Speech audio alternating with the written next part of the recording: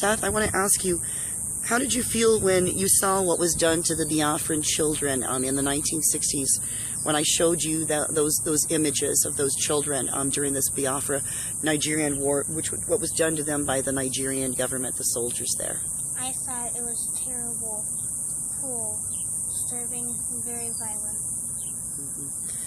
And I want to ask you, you're 11, almost 12, and you saw that these children were mostly alone in all of these photos. Could you take care of yourself alone at 11 as far as feeding yourself and knowing what to do? No. So you could understand perhaps the abject horror and terror that they must have felt with no one in their presence but themselves, just like a herd of animals, and the exploitation, being stripped naked, again 2- and 3-year-olds in the hot sun, no water, while adults looked on.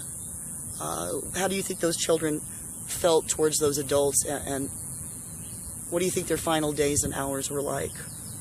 They were like torture, misery, nobody to take care of them, just awful. Yeah, if something like that ever happened to you, do you think you could ever forget it?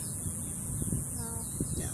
It would be too painful if you saw that happening to others around you and you experienced. That's not something you can easily just let go, right?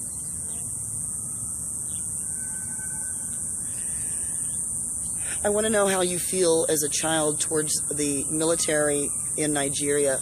Normally a military is supposed to help its citizens, right? And you understand that these Biafran people were citizens that were part of it. That'd be like New York turning against California.